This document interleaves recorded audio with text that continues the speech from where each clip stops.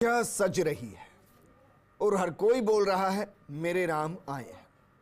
श्री राम के स्वागत की हो रही भव्य तैयारियां। अयोध्या में 22 जनवरी को होगी राम मंदिर में प्राण प्रतिष्ठा। देश भर में दिखाई देगी इस समारोह की भव्यता। देश के 5 लाख मंदिरों में रामलला की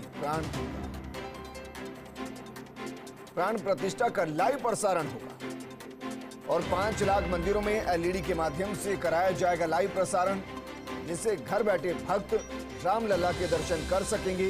प्रसारण के दौरान भी मंदिरों में होंगे भजन कीर्तन। 6 लाख गांवों में 1 से 15 जनवरी तक संपर्क अभियान चलेगा। आरएसएस की 45 प्रांतीय इकाइयों से जुड़े हजारों वॉलंटियर घर घर जाकर अक्षत बांटेंगे। अक्षत मतलब चावल बांटेंगे। आरएसएस विश्व हिंदू परिषद लगातार कर रहा बैठकें। हाल ही में काशी, अवध, ब्रज, मेरठ प्रांतों और उत्तराखंड प्रांत में बैठक की गई थी।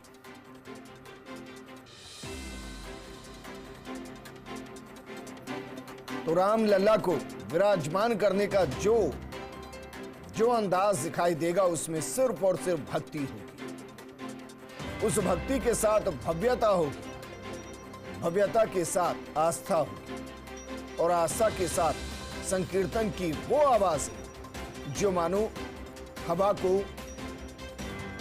शुद्ध कर रही हो, जो मानो हवा में भक्ति भर रही हो।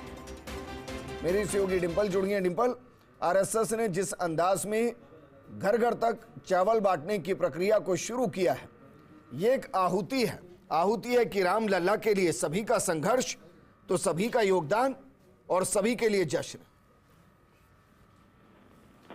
देखिए, बिल्कुल विजेंद्र, बताना चाहूंगी क्योंकि बड़ी ही खास बात है, क्योंकि 22 जनवरी को प्राण प्रतिष्ठा समारोह होने वाला है और देश भर में एक जो खुशी और उमंग का माहौल है, क्योंकि रामलला विराजित होंगे 22 जनवरी को अयोध्या में।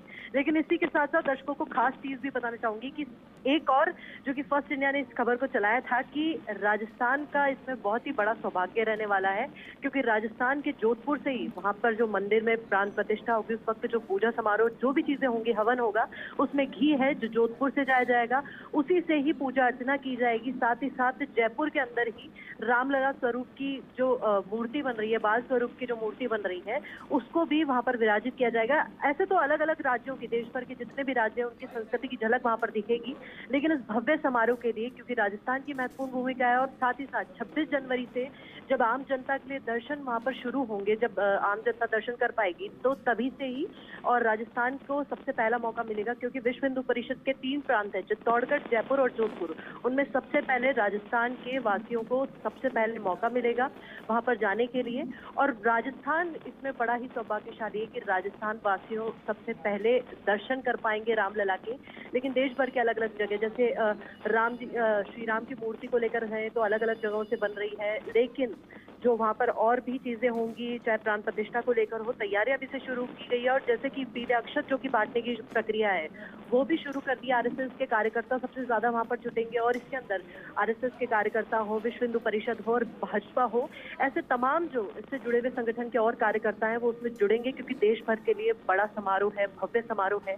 इंतजार इसी का किया जा रहा था। और एक और खास बात कि परसों जो कि गीता जयंती है, और गीता जयंती वही गीता जयंती है जब 6 दिसंबर को ये पूरा कार्यक्रम शुरू हुआ था, जब इस पर फैसला आया था, और वही परसों के दिन से, और ये 6 दिसंबर और अब गीता जयंती के दिन से ही शुरुआत हुई थी इस पूरे मसले की, जब ये पूरा सॉल्व किया गया था, जब इस पर फैसला आया था।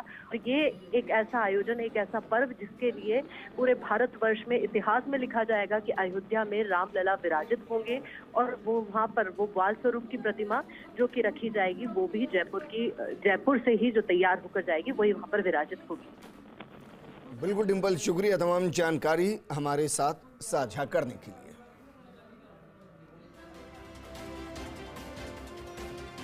हमारे सहयोगी डिंपल जानकारी दे रही थी कि किस तरीके से विश्व हिंदू परिषद और आरएसएस इस पूरे कार्यक्रम के अंदर जन सहभागिता को बढ़ाने वाले हैं।